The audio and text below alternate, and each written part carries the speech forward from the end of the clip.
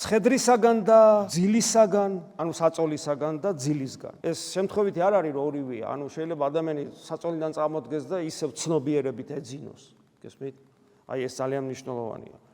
შეიძლება გაიღვიძოს ცნობიერად, მაგრამ წამოდგომა დაეზაროს. ამიტომ ესეც უცნაურად აი ესეთი ნიუანსებია ამ ლოცვაში. იმიტომ რომ ეს ხო პრაქტიკიდან ანუ წმინდა მამები ამას ხო თავის ცხოვრების პრაქტიკიდან აღმოსთქვავდნენ, გესმის და მან იცის რომ ორივე საჭიროა რა, ფიზიკურადაც უნდა წამოდგე და სულიერადაც უნდა გაიღვიძო და მარტო ერთი საკმარისი არ არის. ამიტომ ამბობს ცხედრისაგან და ძილისაგან აღმადგინე მეუფალო. გონება და რადგან უფალს თხოვ, ეს ნიშნავს იმას, რომ მე კი შემიძლია ავდგე და გამოვფხიზლდე, მაგრამ ეს არ არის ჩემთვის საკმარისი. მე უფალს, იმიტომ რომ ეგრე ცხოველიც, ძაღლიც წამოხდება და გაიქცევა. მე ესე კი არ მინდა. მე მინდა აღვდგე შენთვის. და აი ამაში მინდა დახმარება მე. მე აღვდგე შენთვის, შენ სადიდებლად. გესმით? როგორც შენი ხატი და მსგავსი და არა უბრალოდ როგორც ფიზიოლოგიური არსება. ამიტომ ვეუბნები მე აღმადგინე უფალო.